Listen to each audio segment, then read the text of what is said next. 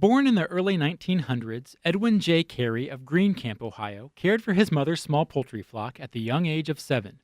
When he was 14, Ed, as his friends called him, purchased a breeding rooster that would lead to his world champion white Leghorn chickens.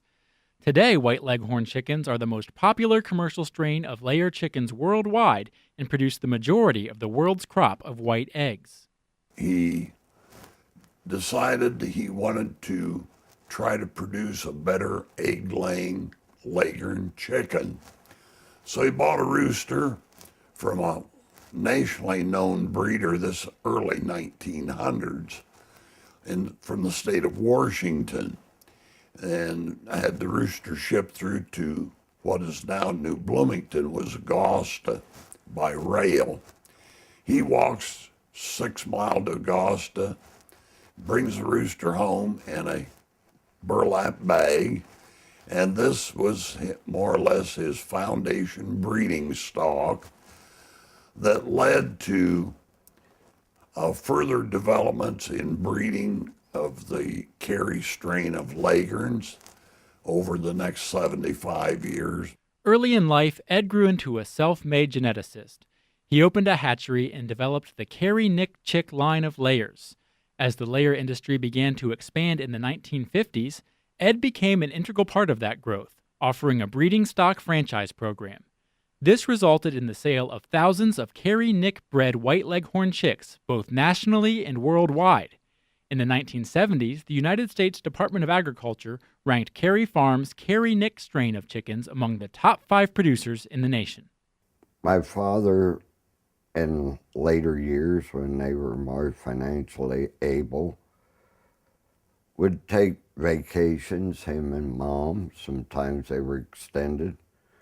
But they always, I emphasize, always included visiting other poultry farms. As a poultry breeder, Ed was both analytical and innovative. He recognized the importance of bird health, vigor, and livability.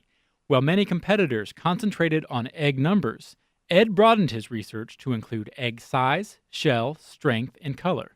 Through his pioneering efforts, he developed a strain of white Leghorn chicks that could be sexed by color as opposed to the time-consuming wing length method. Ed is said to be one of the first breeders to emphasize feed efficiency as a selling point for his birds. He enjoyed designing new type labor-saving chicken houses. He also got involved in color sexing of baby chicks, which was a new innovation.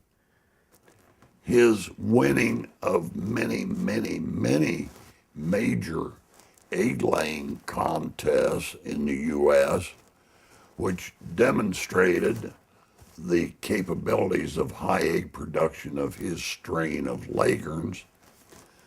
That was a big highlight, and then later in the 50s he won several random sample egg-laying contests against all the major breeders and poultry farms in the United States.